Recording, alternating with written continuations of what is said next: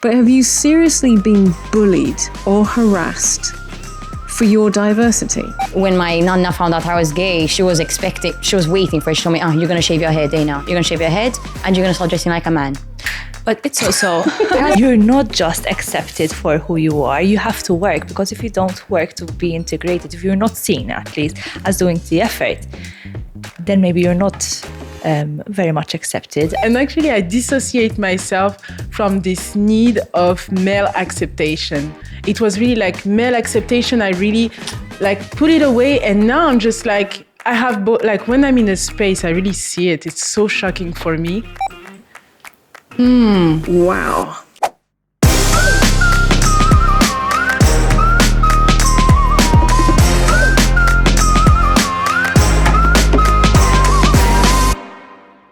Welcome to the She Word, conversations that women rarely have but really should. I'm Trudy Kerr and I'm your host. Now, before we get going, I just want to remind you guys, down underneath here somewhere, there is a subscribe button, and I'm going to really encourage you to hit subscribe. And I tell you why. Because we have some amazing things happening with the She Word. Not just this incredible season 2, but also we have the Young Women's Edition. We also have Women in Business coming, and something very special for men.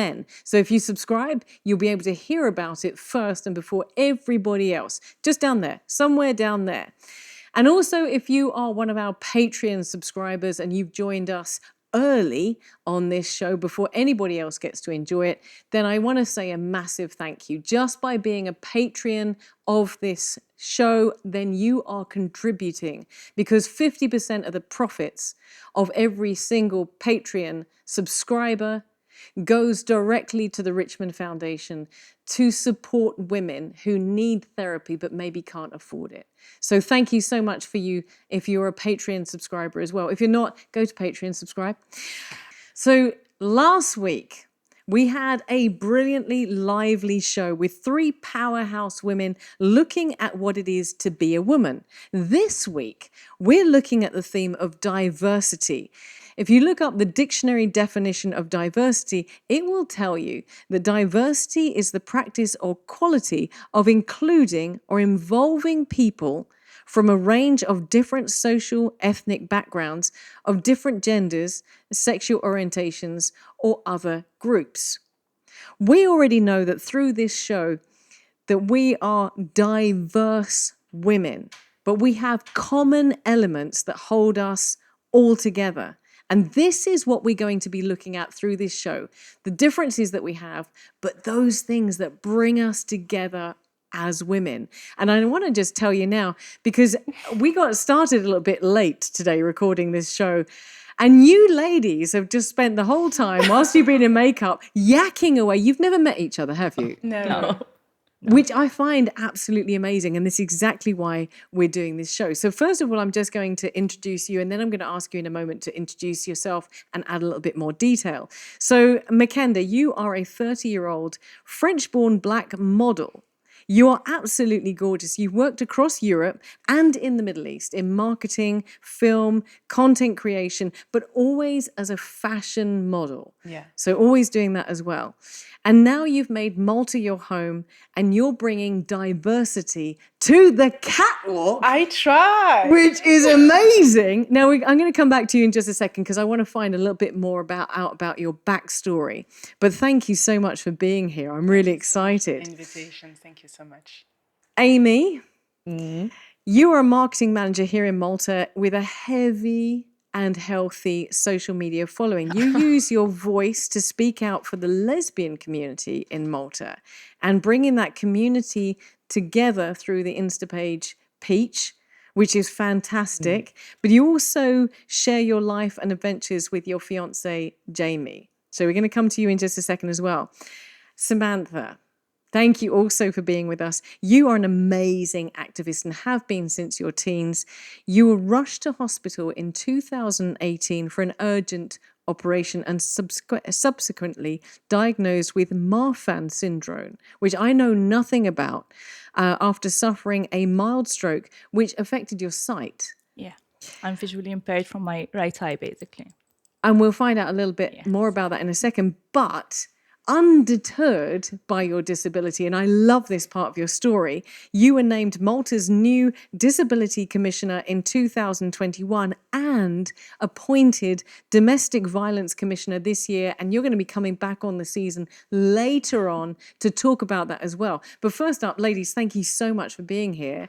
I'm already incredibly inspired, but Makenda, just tell me a little bit more about, so Makenda, you are French. Yes, I am. So you, like me, are not from Malta. I know, French and English people uniting over something, because I don't know if you know, but French and English people don't normally get on, right? Yeah, absolutely. Tell me a bit about your background and what brought you to Malta as well. Okay, so my background is I came back in 2019 with my ex-fiance.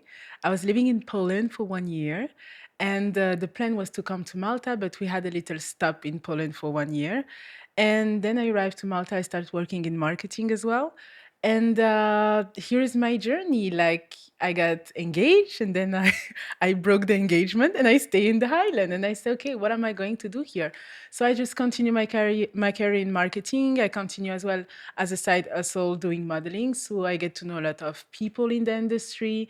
And I decided to stay freelancing, even though there is a lot of different agencies in Malta. But I had the chance to work with many of them. And I'm, doing my path in modeling. I have my own dreams. I want to as well inspire people like me who don't know where to start and don't necessarily find representation. So I try to bring awareness and try to, bring to the topic in a funny way, in my own way, try to stay authentic about this. And here I am, that's it. I'm so looking forward to finding out more about that. And I've just got to say, not only are we both foreigners, but also we have something else in common. Because I also came to Malta with a man who left. Oh, I hope mine left, but no, he didn't. He's still there. You see, we're unifying ourselves over just these common elements. I love it already. Coming to you, Amy, give us a bit of backstory for you. Okay, so I'm also 30 and I work in marketing. And to be honest, my journey is, I've always lived in Malta, but I've always been very passionate about people being seen and heard. So in this case, being gay was helpful for me because I'm like, okay, cool. I can really jump on that bandwagon and make them feel seen and heard. And for me, I kind of use that funny element as well. I'm all about taking the mick out of each other, out of yourself, first of all, and not take yourself too seriously. And then kind of with that, work towards making a difference, essentially. So that's why I am passionate about marketing and content and that stuff, because the stuff I create is very authentic and funny and maybe a bit embarrassing. Like I was saying them, I uploaded about my stool test, which I probably shouldn't have done. But in general, for me, it's all about kind of making people feel seen and heard. And that's what I try to do in my life. We are definitely going to go into your stool sample. No, we are not. No, that's it. It has a spoon. It has a spoon. That's what you need to know.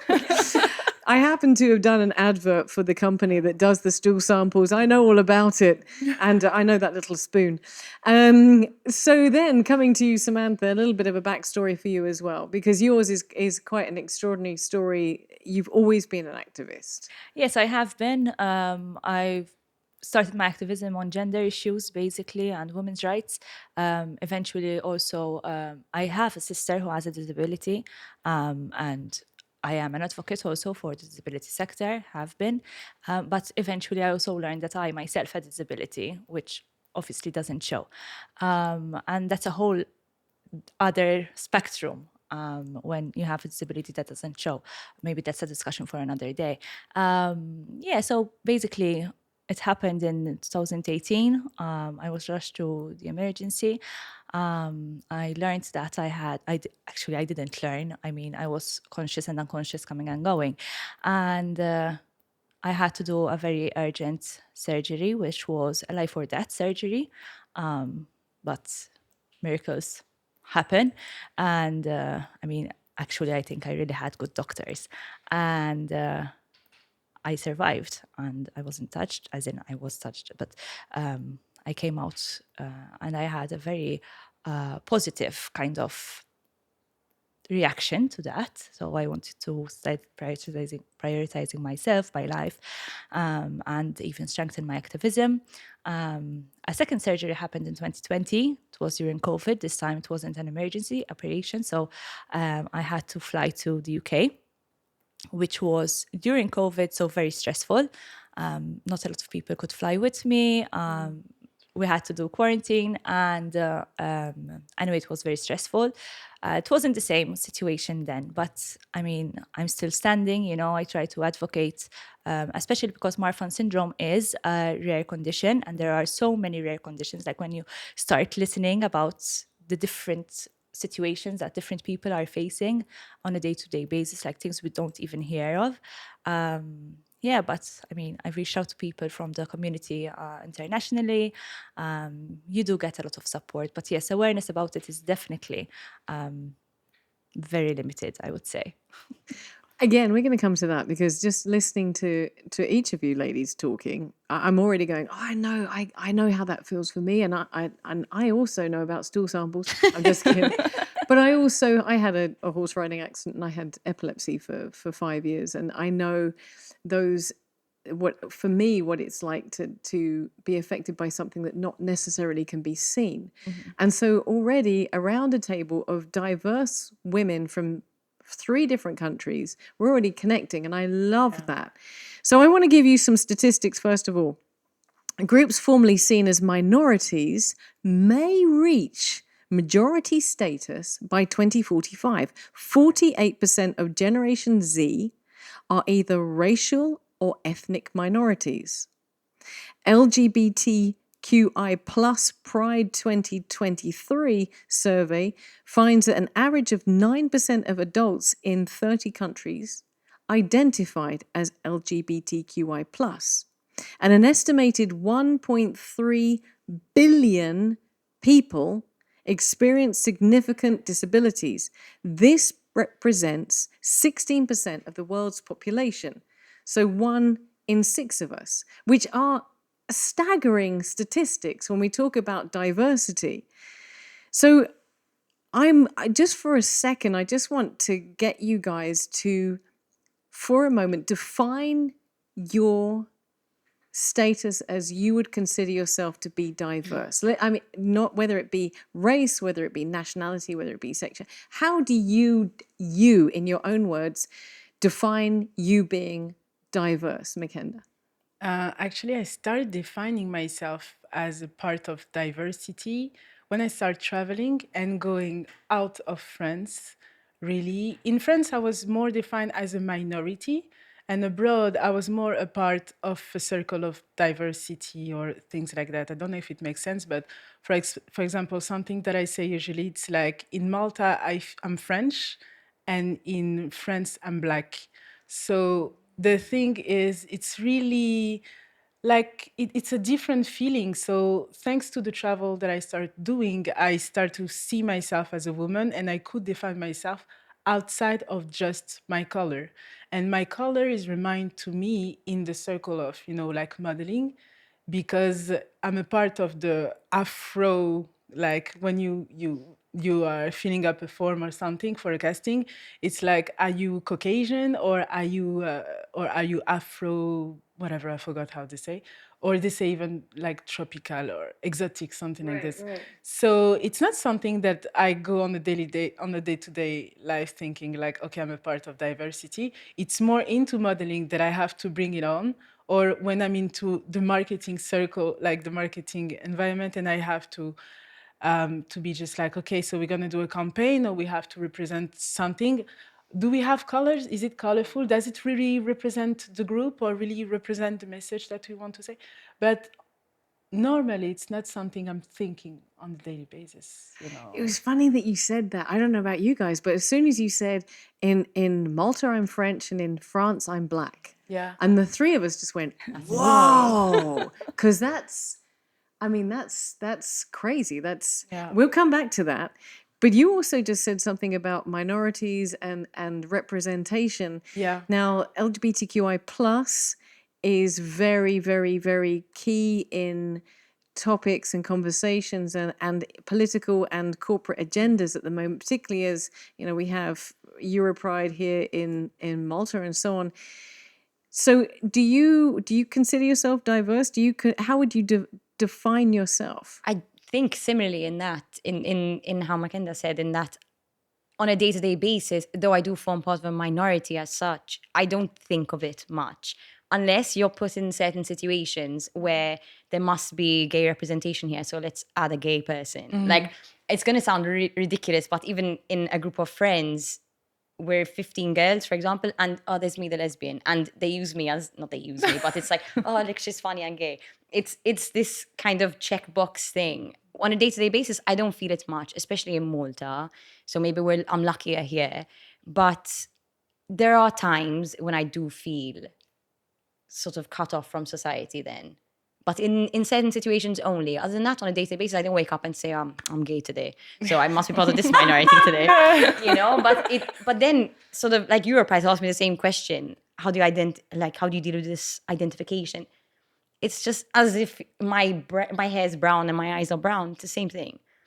I'm also gay, so it doesn't really affect me much unless I'm in these certain situations where you're the token gay. Samantha, do you ever feel like the token disabled person? Is that something that comes across? No, actually, I really don't. Because the token disabled person has to look disabled.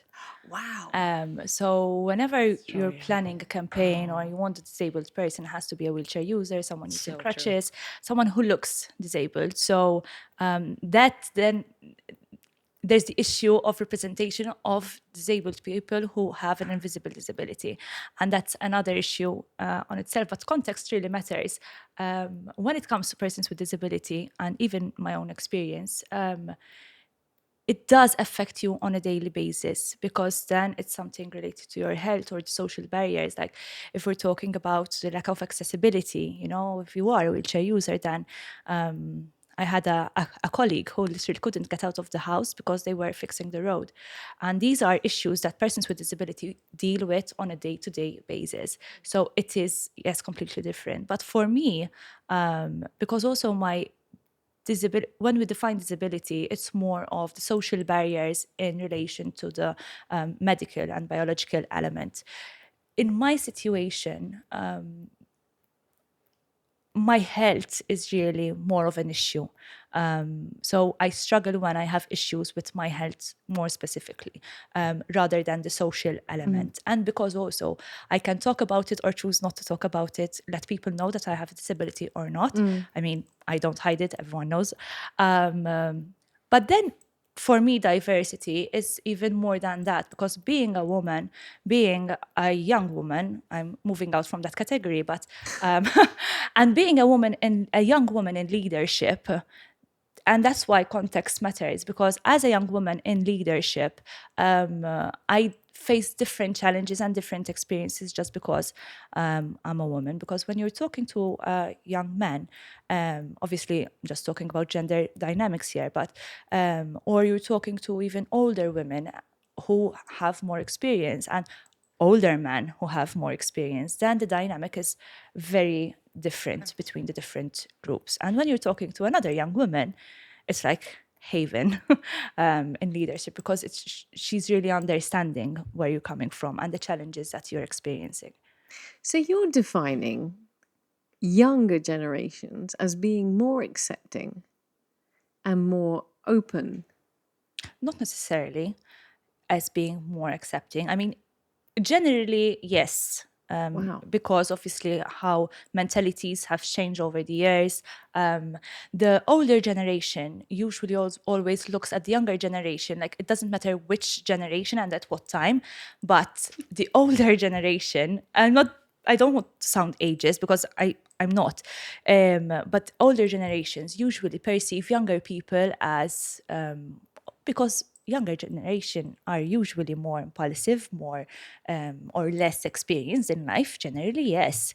But most of the older generation have done the same have taken the same level of risk when they were younger. Different because times change, different methods and different activities, but generally, yes. What if you could start your journey over? Start here and start again there. That's how life works, in a circular way. We understand the importance of circles, and that's why you are at the heart of ours. Find your way to wellness with Browns.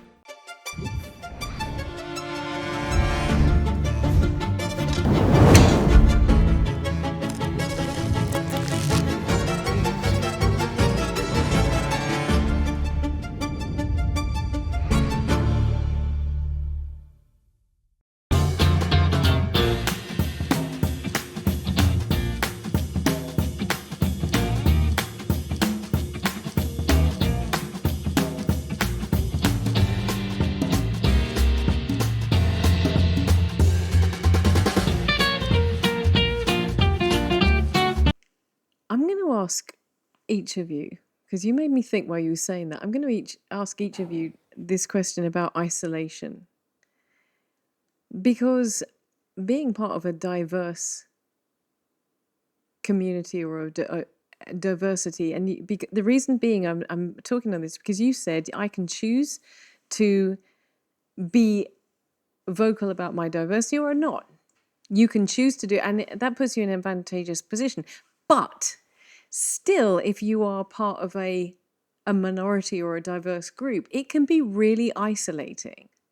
And it can be that feeling of isolation can also be devastating. Have you ever felt like that?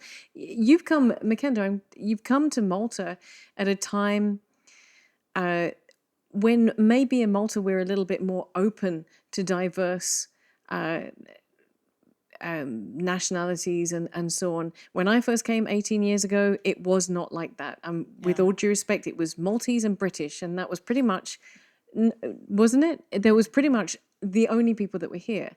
So I guess for each of you, have you ever felt really isolated? Have you ever felt that you are out there because you're different? That I am out there because I'm different. Bad or words, feel- but you know what I'm saying. sorry. But that have you ever felt frustrated or feeling alone, feeling isolated because of your ethnicity or your nationality or? So it was actually, I went through different phases. So as before I was in Poland, I had the contrast coming to Malta during like the end of the summer season. It was like September, October. So I really experienced a lot of diversity. And here what we call diversity is like British, South American, Asian, or this is what we call diversity. So I was just like, oh, like it's fresh, it's different. It's like it was really nice. It was really refreshing. And then I had another phases where I was surrounded by a lot of foreigner from different side, but I don't like to stay exclusively with French people. So I was just like, okay, where am I? Like, I don't see really some.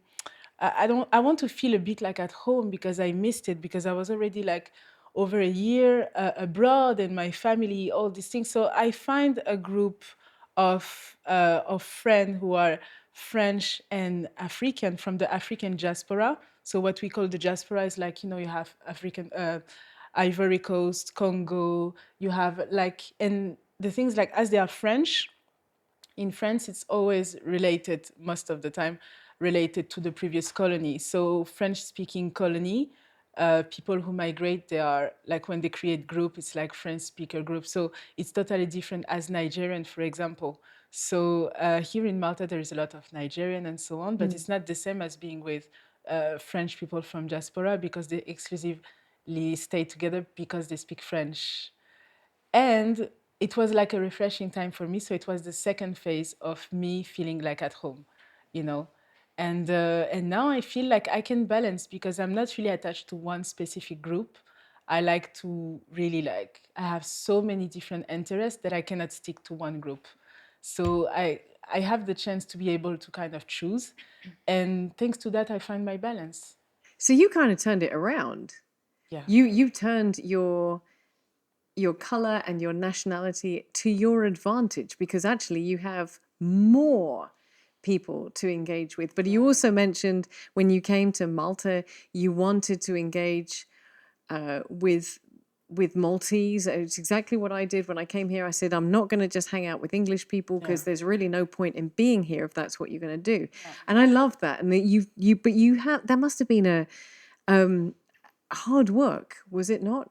Finding the communities and getting involved with those communities? It wasn't, for me, like being sociable is so easy. Can't you It's tell not from what the I call makeup? hard work.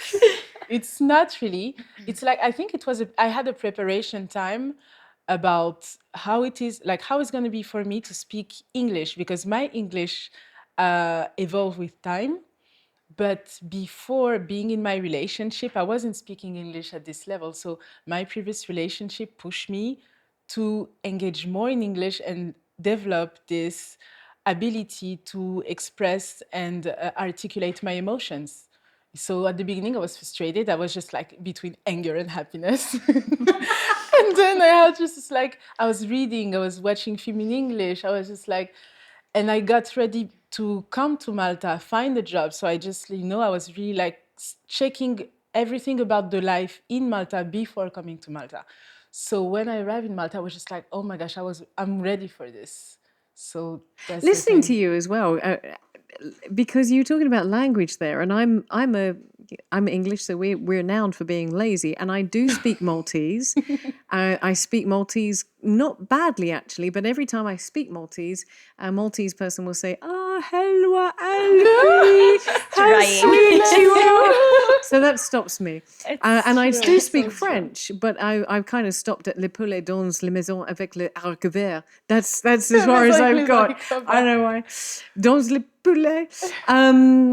But the language barrier, surely that can be isolating as well. If you have, I mean, that's another layer that I really am privileged not to have to deal with, because that language. But again, I love you because you've just gone, no, I really decided that I was going to watch English TV.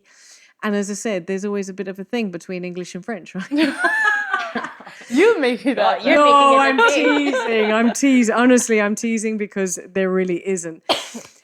Samantha, look, we're talking about diversity and talking about diversity being isolating. Now, you mentioned that you had a disabled sister, but when this happened to you, did you feel supported or did you ever feel isolated? So, absolute truth. Did you ever feel frustrated, isolated, and I felt very supported, and I was very supported. I had previously worked as well in the disability sector because of my sister and my mother, who was also supporting my sister.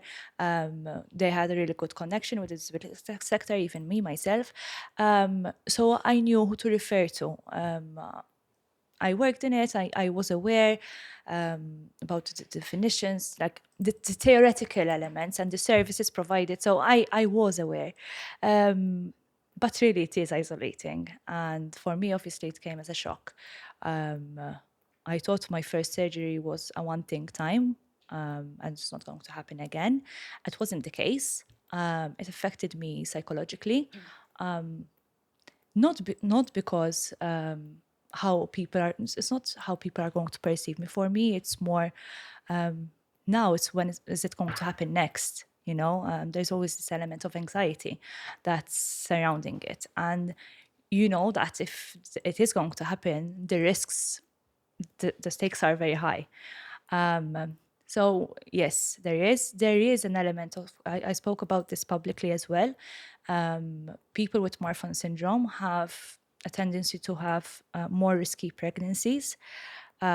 Because I have Marfan syndrome and because I had an aortic rupture, that makes it like worse reality, because it's basically how the hormones work on the aorta, basically. So I've opted not to become pregnant, but people are not also always very supportive of that. And when I got to learn about it, I was explaining this to you guys as well earlier. Even though I'm a very career-oriented woman, it hit me really bad. yeah? So I really can't imagine how people who are oriented towards having children, towards having a family, would react to learning news. And I became more sensitive to that. But because also of the experiences that I've been through, then I can relate to so many other people. And because I talk about it publicly, so many other people come to me and speak to me about their experiences, their isolation, their challenges. What do you do when you're in this situation? How do you move forward from the anxiety, all this stress? So yes, there is definitely the isolation. And because it is a rare condition, not many people have it, and you really don't know who to go to because it doesn't show. So you really can't say if someone has it or not. Yes, it can be very isolating. But on the bright side, I think even just by raising a bit, putting an effort there to raise awareness, that reduces the isolation. Maybe deep down, I don't know, but maybe somewhere deep down, I do it just to address that isolation. Maybe someone would reach out. We're going to talk about the positives of diversity in a second. We're going to come to it in just a moment. But I love what you just said there, that people, because you're outspoken, people who are isolated reach out to you. And you were talking, Makenda, you were talking about diverse communities being part of diverse communities. So, of course, you're giving out back something as well. And I really want to touch on that, the positive aspects. Before we get there, listen, Amy.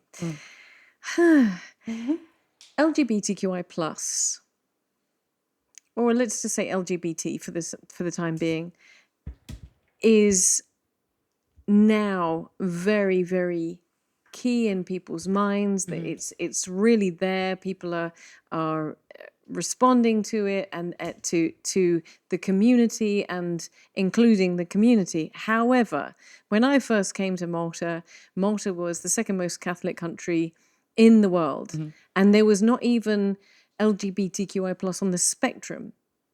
And back then, of course, that's why I referred to it as LGBT, because that's what it was. It was it wasn't even taking into consideration any of the other diversities within that spectrum.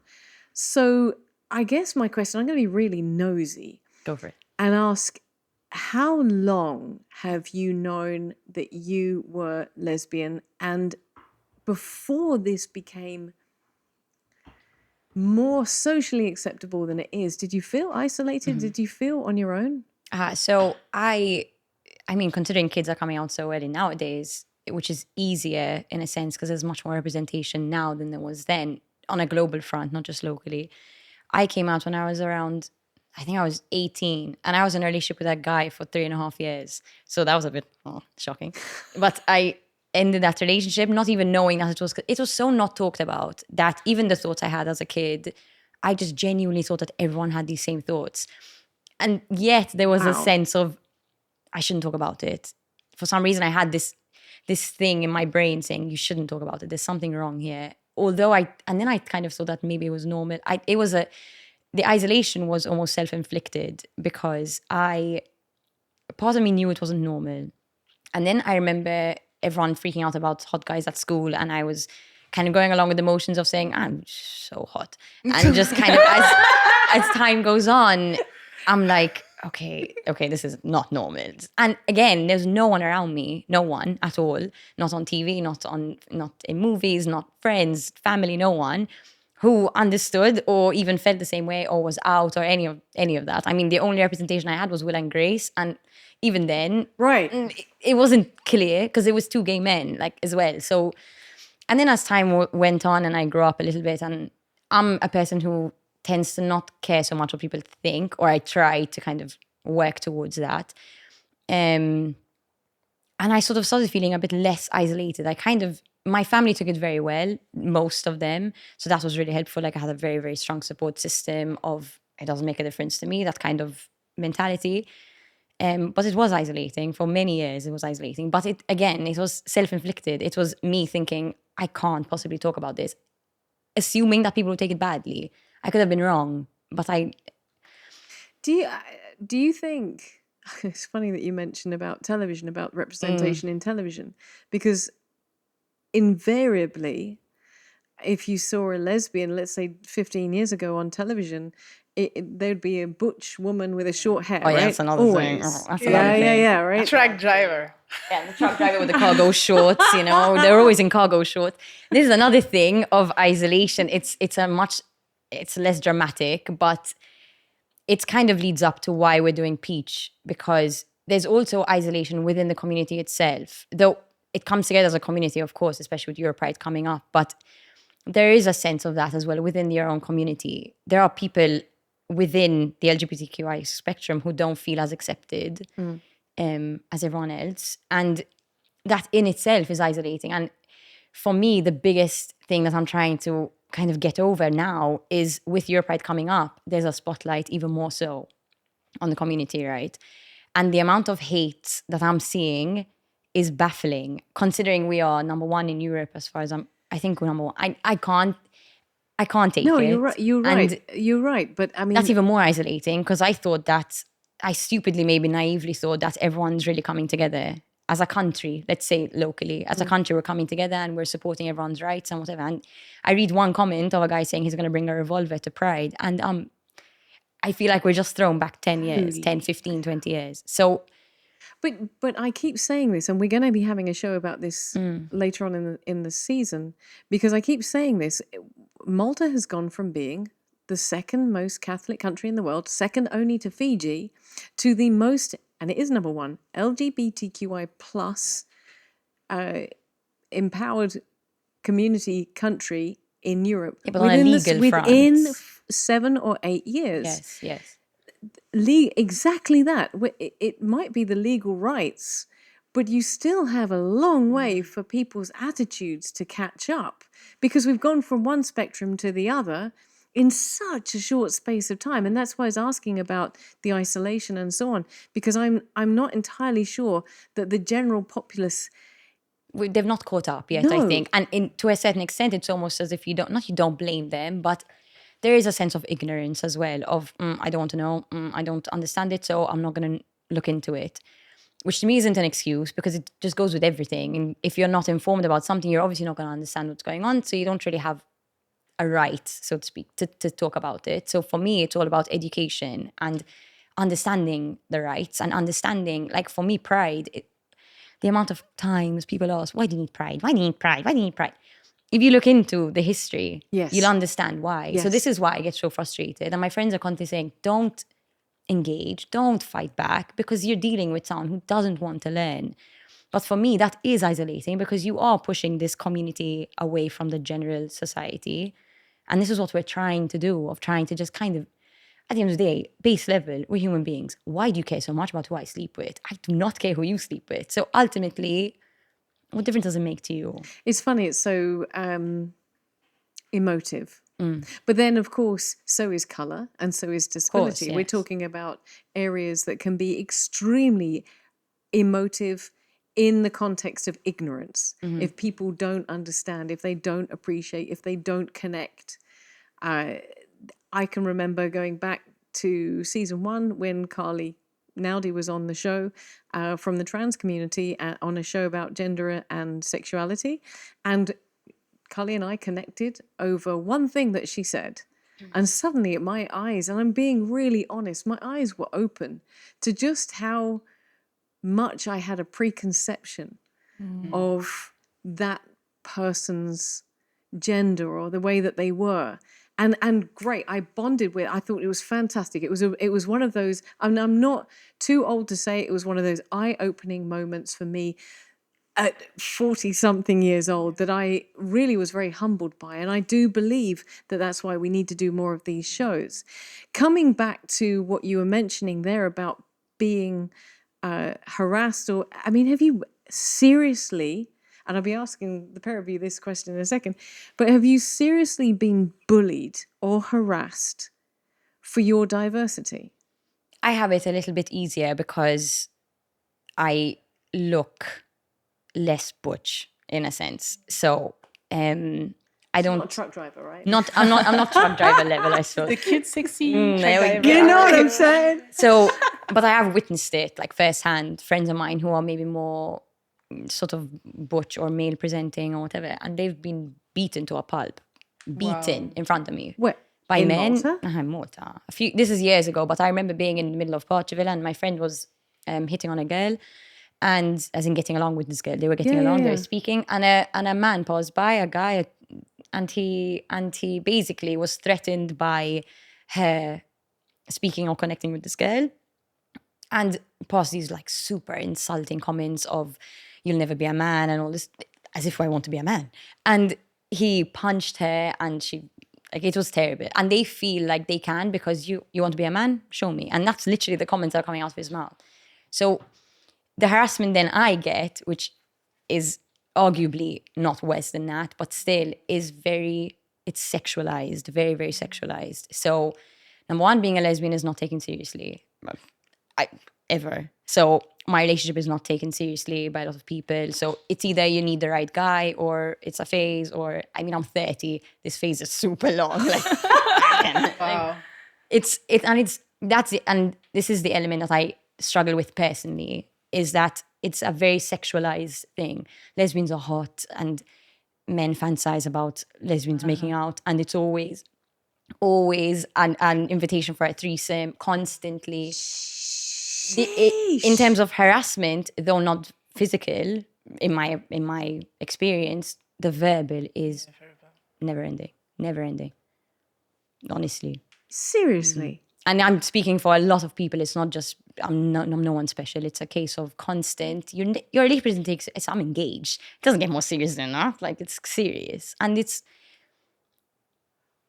I'm going to just say, wow. And I'm glad that you've educated me today, because I didn't realize, I had just assumed that we were in 2023 and that wasn't going to happen. And discrimination, have you ever found yourself discriminated in a workplace or in a social environment? Personally, no. And again, I think it's because I'm female presenting. Because I have had friends who are maybe less female presenting who are, Because for me, it's acceptable. It's acceptable. It's more digestible to look like me because, okay, she's clearly a girl. At least she's a girl. So even, for example, when my nonna found out I was gay, she was waiting for it. She told me, you're going to shave your head, Dana. You're going to shave your head and you're going to start dressing like a man. But it's also... I was like, I had a shaved head. I know. I was thinking of this it's before. super cool. Like, But it's funny because I was thinking, how am I going to be seen when I'm going to cut my hair? I don't want to look like a little boy. Yeah. You know? But then you're very female presenting, so it's different. But no, but I wasn't thinking of it unless because people, like, the way people see me is not the way I see myself. Yes. You know, when I wake up in the morning, I don't see myself the way people see me. I just try, you know, to endorse myself in the mirror.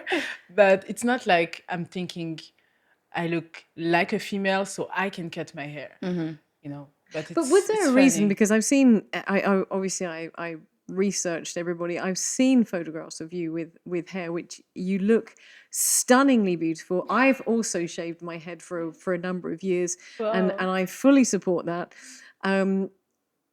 But was there a reason to take that step to take your hair away?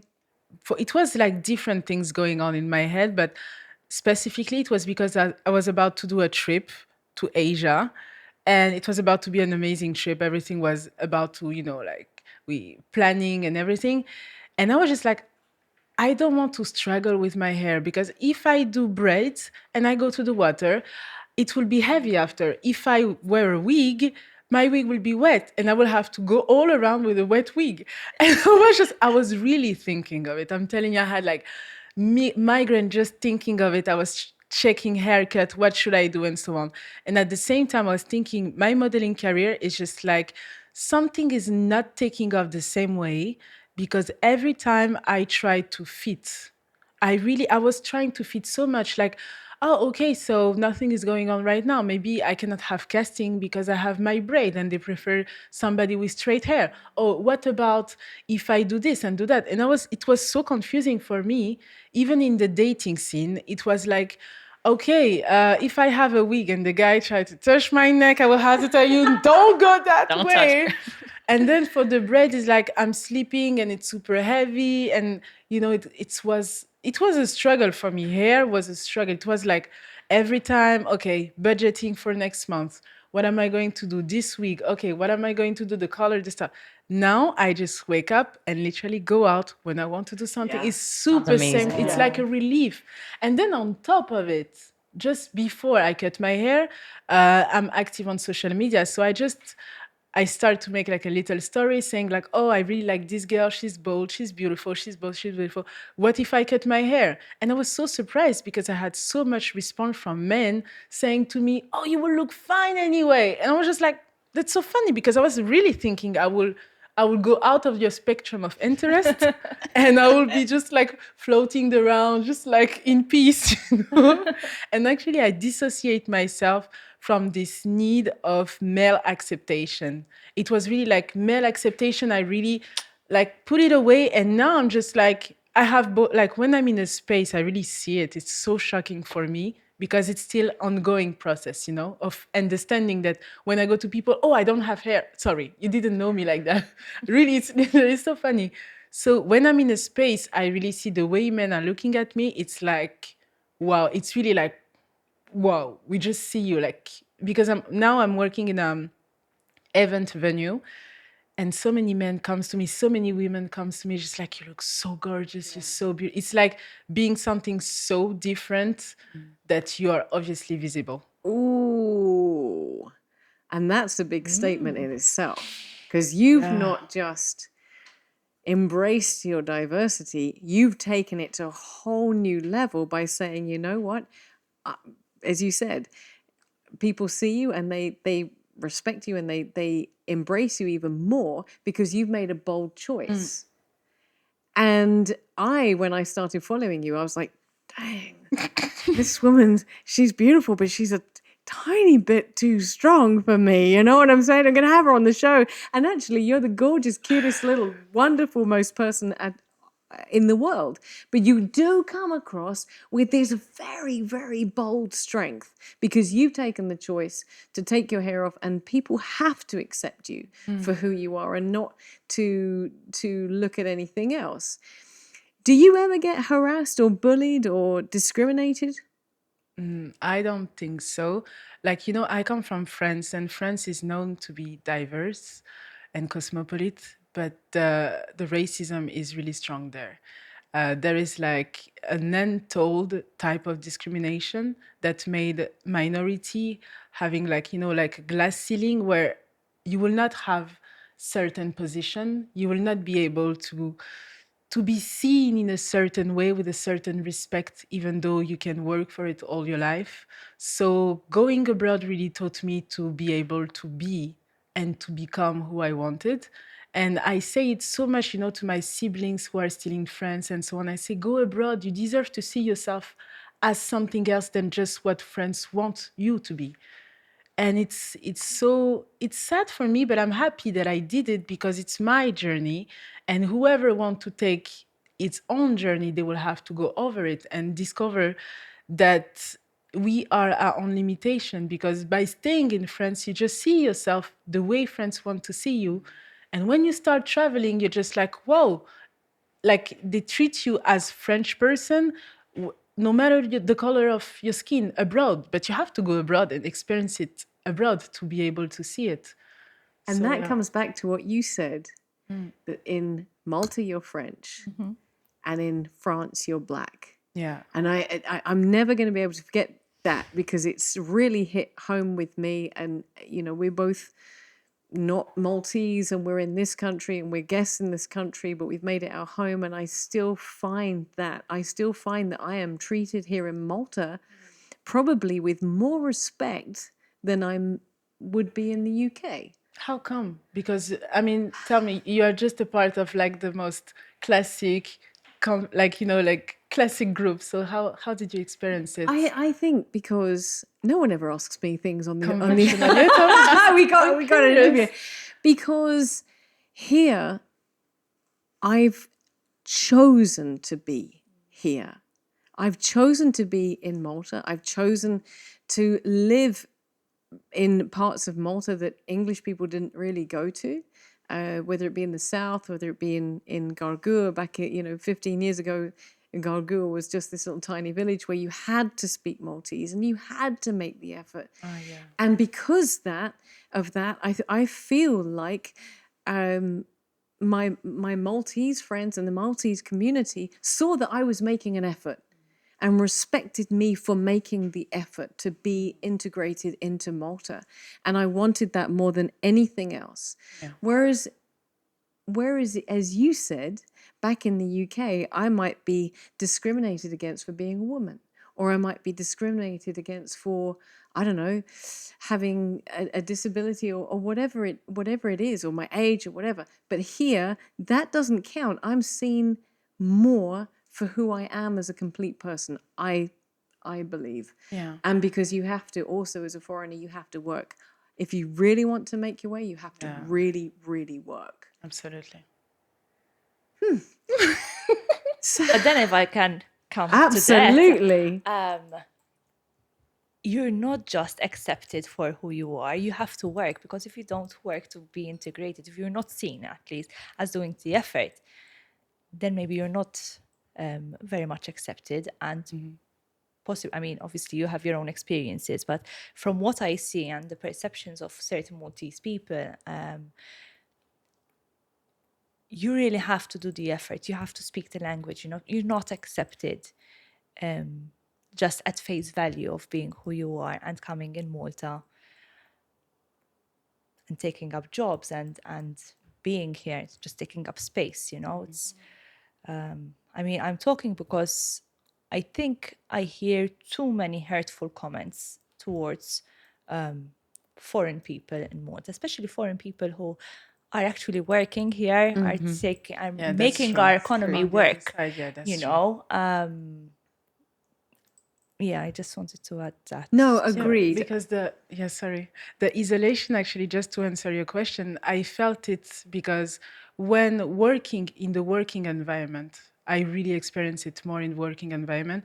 When you are a foreigner and Maltese start to have a conversation and you are a part of the workplace of the company and everything, but they still choose to have certain conversation in which you might be involved, but in Maltese. Yes. And it's super frustrating. Must be. But I feel like this happens everywhere. I don't know if it's a Maltese thing. Like, just a stupid example, I went to Spain and the fact that I couldn't speak Spanish, they just stopped answering me. They didn't even bother trying to understand what I was trying to tell them. So I don't know if it's a globe or a... The thing is, like with Maltese, you have the ability to speak 3 languages. Yes, no, we're choosing to speak Maltese. Really, like, it will not be the same as in another country where this is really all they know how to talk. In Malta, you really have options. And I really felt bad, not because of just speaking another language, but specifically choosing to isolate me by speaking Maltese, even though they speak perfectly English. Yes, you're right. Because it's like, it's so easy to say, no,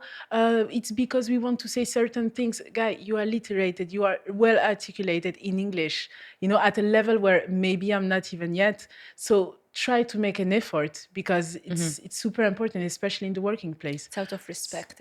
It's more. And I had it mainly in Maltese company, and I know that foreigner, they often say, I don't want to work with Maltese because there will be a moment when it will happen, and I don't want to go through it.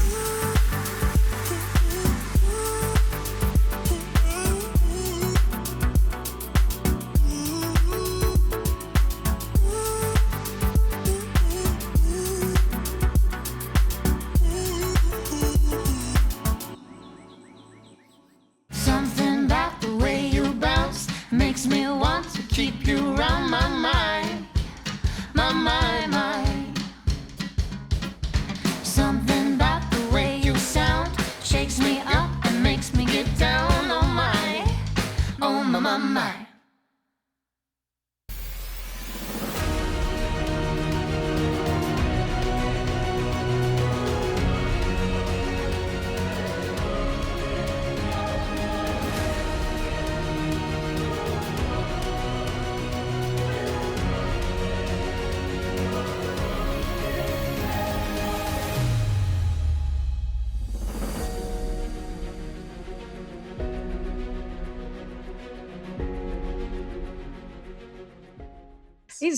It's happened to me over and over again over the last 18 years since I've been here.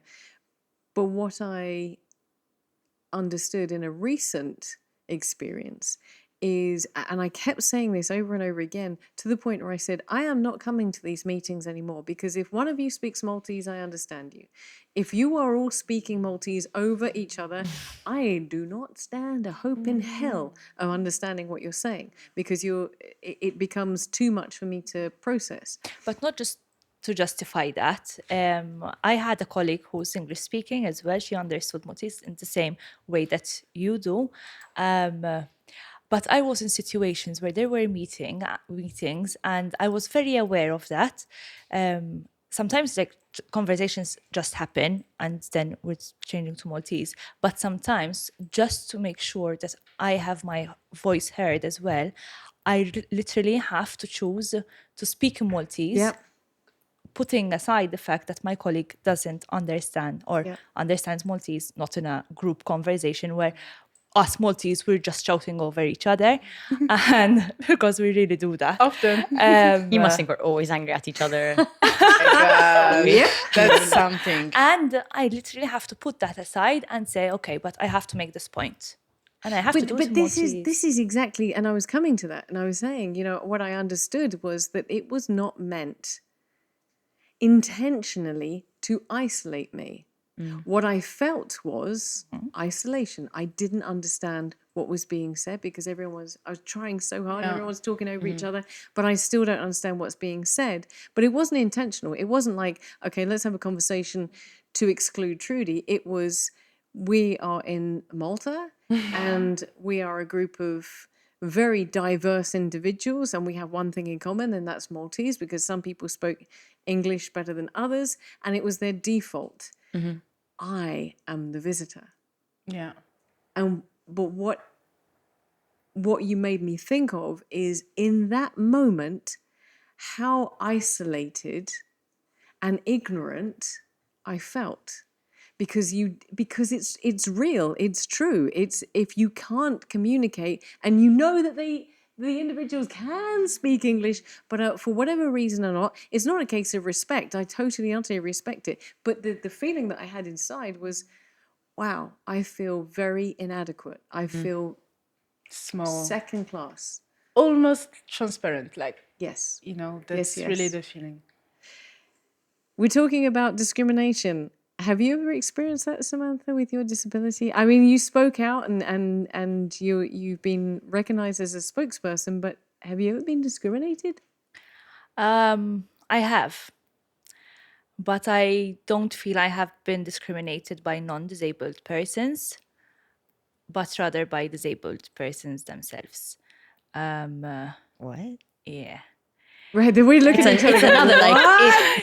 community thing. It did happen. I'm just thinking how much I should say about this. But yes, it was a very particular situation. There was a discussion going on. There was a discussion going on about a very sensitive topic, a topic that affects me personally. If I do mention the topic, then I'm going to literally be talking about the situation, which was in a particular context, so I really can't. No, that's fine. Don't worry. But yes, it was a particular topic, a particular conversation, something which affects me, but maybe not the individual persons with disability that were around the same table. And I literally felt invisible and invalidated, which is, I think, even worse than, well, both are horrible. Yeah, because I had an opinion which was different than the rest of the people there. Yeah, it was. And it's obviously still very emotional for you. And Yes. we're not going to press it. Yes, But, it is. But it's obviously something that is still very present for you. It is very. Because generally I have experienced harassment and, issues related to gender issues. I think that has definitely been a greater part of my identity when it comes to discrimination and harassment and abuse. But when it comes to disability, because I have I mean, I had Marfan syndrome. It's a genetic condition, so I had it. It just didn't affect me until I was 24 years old.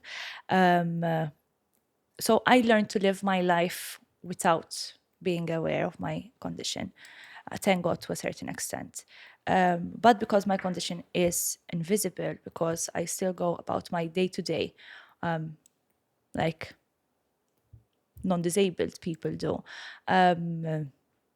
I had to face this particular situation where people decided that I'm taking a particular position, a particular perception, not because of my experience, not because I really had that opinion, but to support someone else. When, I mean, I have my opinions, you know. No, and- absolutely. But Amy just said you kind of, whoa, was like me, because you're being attacked from your own community, for your own diversity community. And sorry about this, but it really does happen, because we also had a research about the LGBTIQ plus community and the intersectionality between being disabled and being part of the LGBTIQ plus community as well. And people with disability who also identify as gay, lesbian, trans, they really fit nowhere. wow. Like, yes, because the LGBTIQ plus community is not accessible. There are certain ways you have to look, or things that you have to do. As a person with disability, a lot of people see you as an asexual person. So you really people are really questioning whether you should be in relationships, whether you should have sex. What? So imagine going out and saying, I want to have sex. That's already a... Then you're saying, but I want to have sex with another woman. Then it's a... It's insane. I've never thought about it like that. Sorry, let me come back. So, because we both looked at each other in the same way. So the disabled community and members of the disabled community would be considered that they don't have sexual needs because they're disabled. I mean, now that you mention it, it kind of, I can understand how that could happen. No, not necessarily the persons with disability would think they don't have sexual needs. It's the people who are supposed to be supporting The them. perception. That's what I Yes. said, the perception. Yes. And of course, we all do. We are all human. We all have Exactly. those urges and those needs and those wants. Exactly. I hadn't even thought of that. No, I never thought of it either. That's insane. And there's another element to it, like especially when it comes to mental health.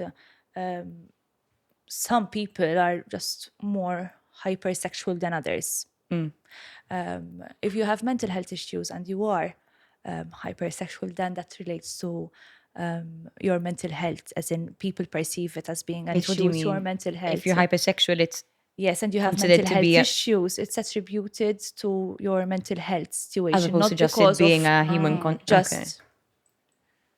Okay. Wow. That's a Well, lot. listen. That is a lot. Yeah.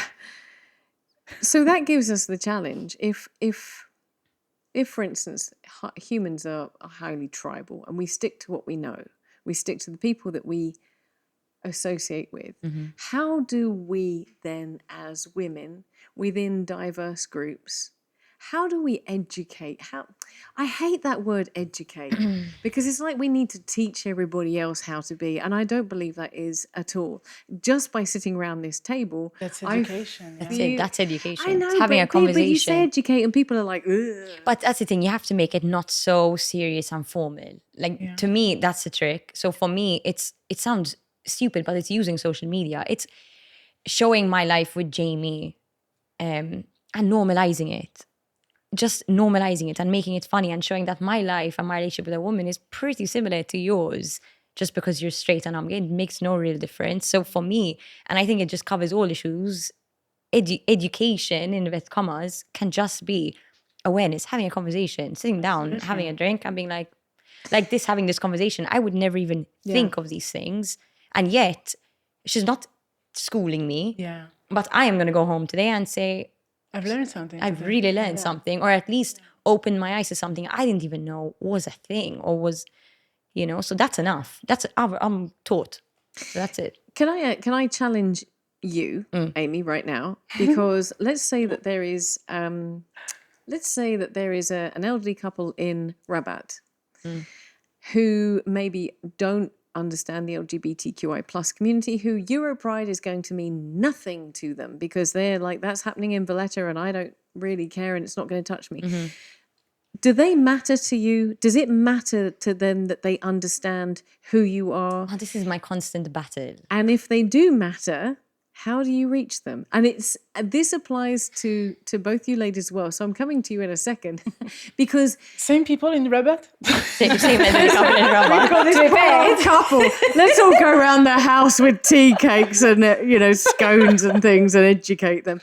But yes, the same. But if we're talking about that, because we're sitting around a table having a really great discussion, but maybe that couple in Rabat, that elderly couple in Rabat, are not listening to this podcast. She's scared of Rabat. I'm scared. Oh, my dad's girlfriend's from Rabat, so can we just change the village?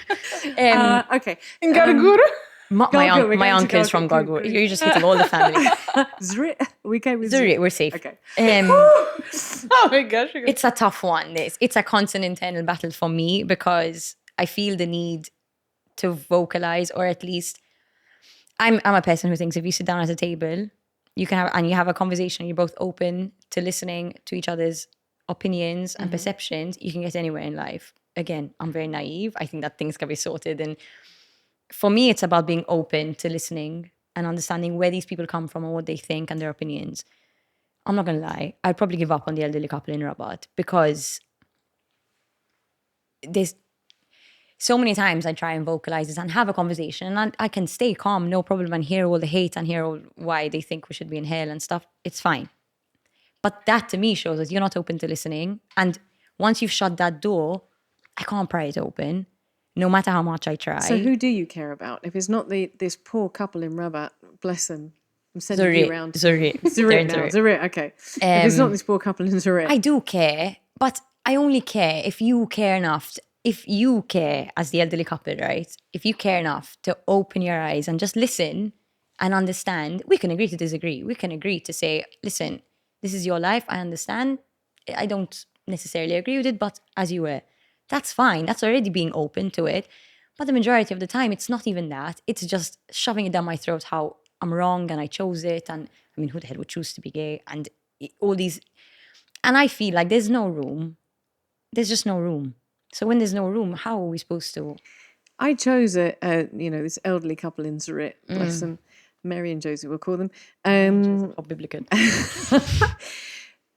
But in actual fact, I suspect that's more of, and it's not specific to Malta, but I would say that's more of the general population just by saying that humans are tribal, we stick to what we know. Yes. So diversity presents a challenge to the largest percentage of population everywhere. So how, as a diverse woman, as a woman of a diverse community, how do you reach them? Because whilst we've got Mary and Joseph in Zurich, that might not just be Mary and Joseph in Zurich. It might be the guy who's serving you in the shop. It might be the woman who is in the restaurant delivering your food. It might be the woman that you in the bank manager, or it might be a CEO that you need to. I mean, how do you break down these barriers that people put up? But that's why I feel like I'm doing my part in that sense. So even, for example, I'm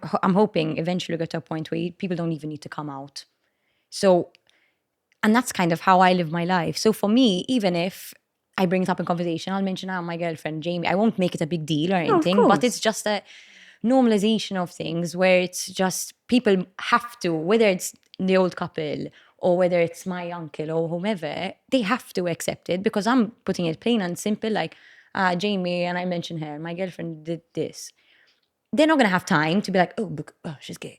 They just have to go into conversation because it's the social cue is to be like, okay, cool, my husband did this yesterday. You have to. So I do my part in that sense of I force you to put it in conversation and make it normal. I dare you to, when I say Jamie, my girlfriend, you go, Amla, you're gay. I dare you to do that. People don't. The social cue, they pick up on it and they'll just act like it's normal, even if they don't think so.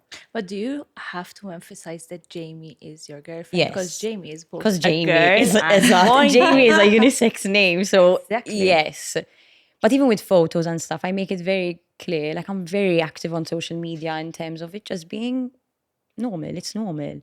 It's whether the old couple is seeing my story, my Instagram story in Zurich, which they're probably not.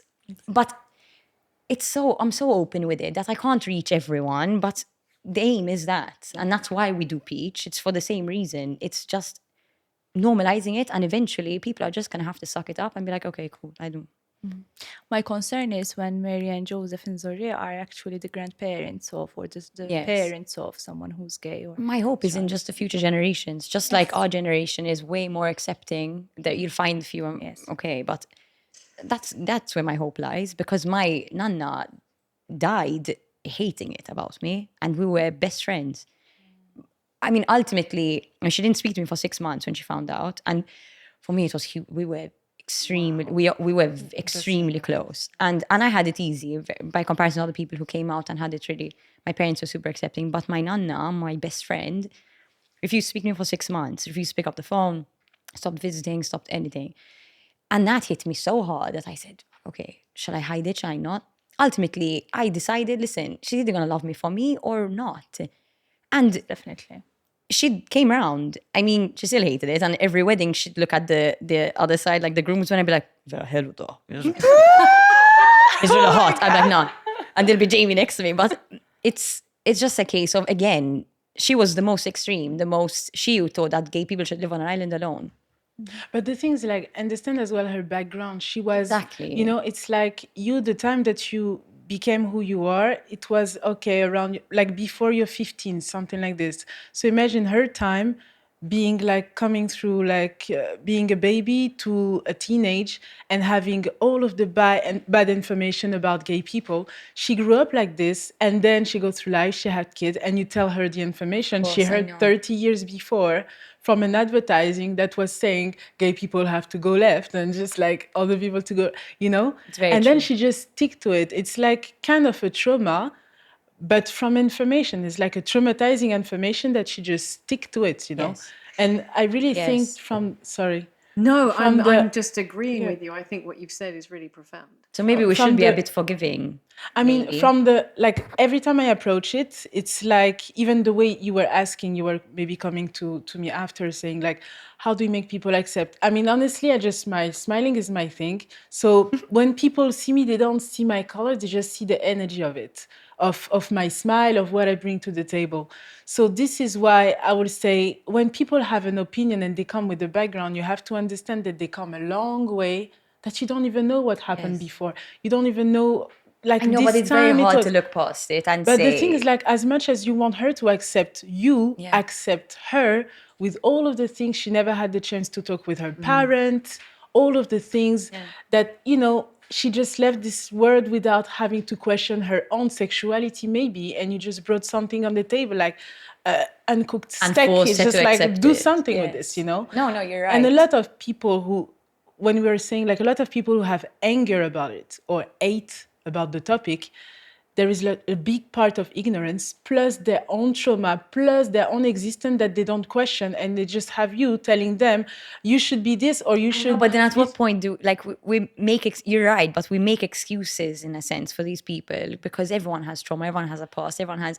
Because but then at the- what does that mean for people like me and you, for example? The thing is, like, look, you have an audience, I have another one, but look, for example, I'm Black, and I just brought a lot of topic to, like, questioning, and I just, like, tell to people, you know, this is how I live, or this is how I feel about this information now that it's going out and so on. And my audience is, like, honestly, exclusively white. So I do education on a daily basis. And I can never assume, like, everybody loves this and that. It's like, I have people coming to me say, oh, what is this music? Oh, what is this thing? Oh, how does it make, like, how does it feel to do? And so many people are just ignorant, but I cannot treat them with just, like, But they approach you with respect. It's different. Like, if they approach it with, even like, out of honestly, curiosity, yeah, it's they're not walking an- on eggs, even with me, because I have, like, a strong energy, like you were just like, oh. Like, they walk on eggs and they come to me and they just say something a little bit. So every time I try to bring more engagement and conversation and tell to people, like, I'm human, you can come to me and Yeah. tell me things and so on. But understand that people, they see you able to express yourself about a topic that much hot, And sometimes they're just lost about how to react, how to respond, how to become like you. Because when people are angry, they're not always angry. They're envious, envying, envious. Envious, yeah. Envious, sorry. So there is a lot To of... be so, like, we're in a privileged position that we can be so But there is a open big about it. spectrum of understanding of what people are going through when they come to you with a certain But you know like who's really approach. in a privileged position? People who are not discriminated against because they are not part of another minority Yes. group. So the fact that we have to explain to people like our life circumstances, the fact that we're talking here about personal stuff, very personal stuff, what we're Openly. talking about, and we have to do that to educate people, that is, I don't see that as privileged. I feel it's a big responsibility, and I feel like we Yes. have this responsibility to do Definitely. it for other. Sorry, you said that it's a privilege or it's not a privilege? It's not a No, privilege. because I think we're in a privileged position in terms of being able to reach people. Oh, I think it's a privilege, yeah. in this sense. But it's not a privilege at the same time. That's true. Exactly. This is Because also a we worked for responsibility. it. We Exactly. worked for it. It didn't came to us like, oh, we are able to talk about it. Because at the end of the day, we're going to think, oh, what if my ex-boyfriend said this thing? Oh, what is my, Oh, yeah, if no, my you have boss to said not this thing? care, yeah. Kind of. Exactly. So we have the privilege to be able to overcome those thoughts in order to come here, but we work for it. So at the end, it's not something that came to us as a privilege of just being born in like a rich family. More privileged than the people that we're trying to represent. in a sense, Not yes, the people yes. who are discriminating. But then I more, agree with you more in- courage. It's like courage. I think the word is courage more than privilege.